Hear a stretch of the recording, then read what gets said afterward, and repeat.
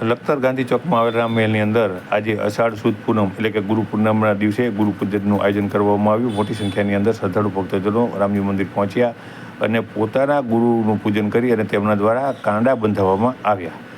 આજે અષાઢ સુદ પૂનમ એટલે કે ગુરુ પૂનમ તરીકે આ તહેવાર ઉજવાય છે। સમગ્ર વિશ્વની અંદર શ્રદ્ધાળુ ભક્તજનો પોતાના ગુરુનું પૂજન કરતા હોય છે અને પોતાના ગુરુની પાછળની આગળ કાંડું પણ બંધાવતા હોય છે। ત્યારે લખતર રામમહેલની અંદર આજે ગુરુ પૂનમનું આયોજન કરવામાં આવ્યું હતું। આ ગુરુ પૂનમ અંતર્ગત આજે મોટી સંખ્યાની અંદર ભક્તજનો લખતર રામજી મંદિરમાં પહોંચ્યા હતા। ત્યારે લખતર રામજી મંદિરની અંદર શાસ્ત્રીજી આશુતોષ રાવલ દ્વારા જે શ્રદ્ધાળુ ભક્તજનો છે તેમને કાંડા બાંધ્યા હતા અને તેમને શાસ્ત્રોક્ત વિધિ વિધાન મુજબ તેમની આગળ ગુરુ પૂજન પણ કરાવ્યું હતું। આ સમયે મોટી સંખ્યાની અંદર લખતર ગામના શ્રદ્ધાળુ ભક્તજનો રામમહેલમાં ઉપસ્થિત રહ્યા હતા।